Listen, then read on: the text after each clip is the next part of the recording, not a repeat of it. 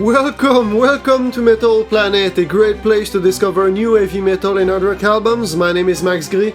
In this video I'm gonna take you on a tour of this week's new releases, albums that will come out on October 3rd, 2025. Orbit Culture, a 4-piece Swedish band that has recently managed to create a buzz in the metal scene, will drop its 5th full-length opus, Death Above Life, its first album for the label Century Media Records.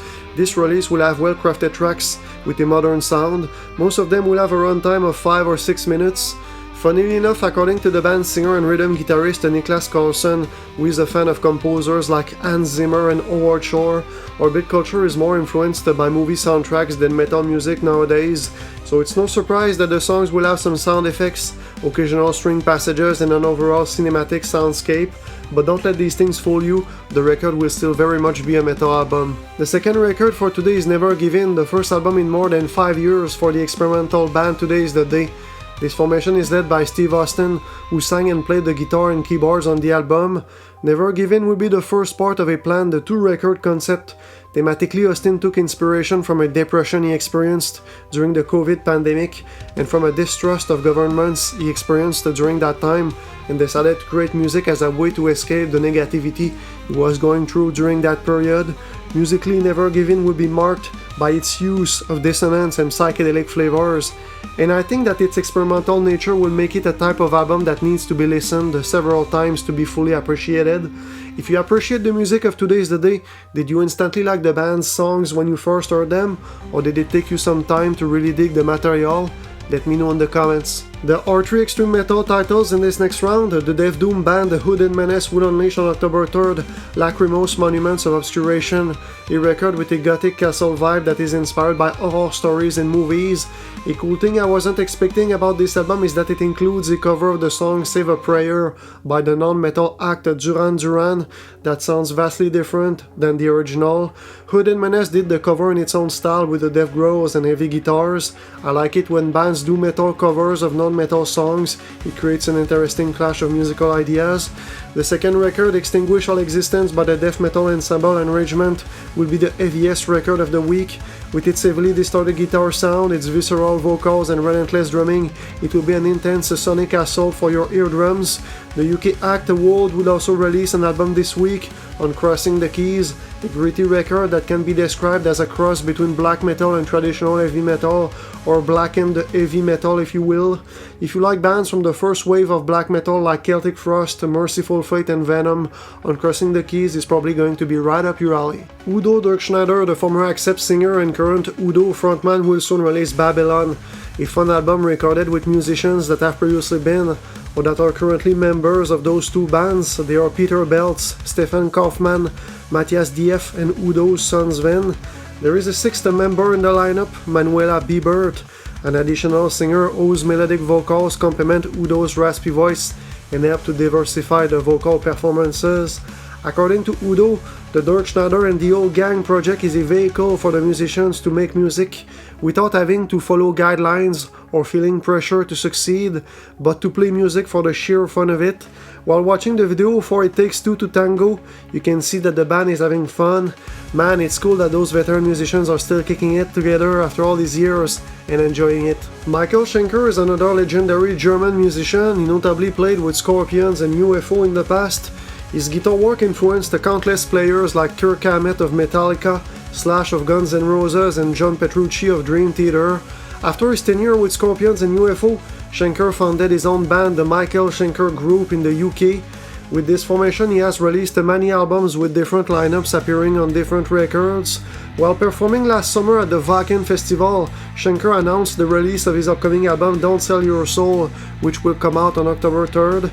This record will also feature another famous musician, the vocalist Eric Grunwald, who was recently in Skid Row and who is known for releasing professional cover songs on YouTube. It's been a few weeks since I covered a proper hardcore album in my videos. When I was working on this week's content, I was glad to notice that the American hardcore ensemble Fight From Within was going to drop a record next Friday. If you're into that genre, Talk Is Cheap is a release definitely worth checking out. I think that it can also appeal to fans of other heavy music genres like aggressive metal styles. Sometimes hardcore bands have a sound that is closer to punk rock than metal music. but the fierce sound of Fight From Within is pretty heavy and aggressive.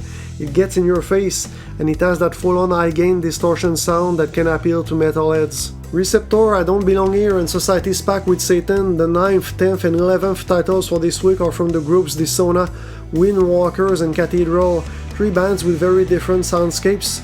The first band is a progressive metal formation with a futuristic edge that is the result of its use of electronic sounds. The band's music features unconventional time signatures and some polymetric drumming, and oddly enough some parts of some songs have beats that evoke the type of bass that you could hear in dance music.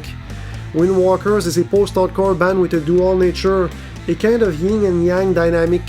A good portion of the band's songs have a radio-friendly mainstream sound, while other sections have pretty heavy breakdowns that wouldn't be out of place in an aggressive metalcore album. This dynamic is going to play out in the band's upcoming EP, I Don't Belong Here.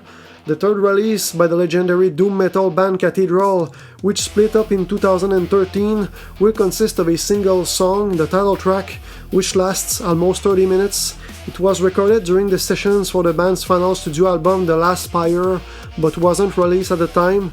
This track is intended to be the band's final piece of work. This week there will be 2 albums of the week. The second record that I recommend the most among the different releases of today's We Should Be Buried Like This by Bloodred Hourglass. Over time I have seen this band being described as playing music in various metal subgenres like metalcore, alternative metal, melodic death metal, and groove metal. The truth is that the music of Bloodred Hourglass is pretty much all of those at once. It seems to me that the band takes some of the best characteristics of those different styles and creates a potent blend of modern metal that can reach a vast audience of people from different corners of the metal spectrum. The songs of the band have a vitality that compels you to move your head to the rhythm of the music, and they contain memorable melodies that stay in your head after you listen to them. The album I recommend the most this week is Nocturnal Birding by Author and Punisher. This visionary music project was formed by the artist and mechanical engineer Tristan Stone. To record his songs and to perform live, he uses instruments that he designed and built himself. They are called drone machines and are made from raw materials and electronic circuitry. He decided to create his own instruments to generate sounds that he couldn't make with conventional instruments. Nocturnal Birding will feature the sound of those instruments, along with the playing of the guitarist Douglas Sabolic, formerly of the band Life Once Lost. The aesthetic you are going to find in Nocturnal Birding is a heavy and abrasive form of industrial metal, like Godflesh or the heaviest 9 Inch Nails songs you can find, but on steroids. This album will give you the impression of hearing the repetitive sounds of a factory that would still be running in a dystopian post-apocalyptic world. I feel that this release week is a bit more modest than previous weeks, but there are still many albums I want to listen to though. After listening to We Should Be Buried Like This and Nocturnal Birding, I'll probably listen to the new Hooded Menace, Fight From Within and Dirkschneider records next. If you're interested to listen to one or more of the records you see on your screen, write down your picks in the comments section. If you don't want to miss out on the new albums that come out each week, subscribe to the channel to stay up to date on the new titles that are released weekly. For a more complete list of the albums that will come out on October 3rd, check the description section of the video. I thank you for watching. Max Gray out. Cheers!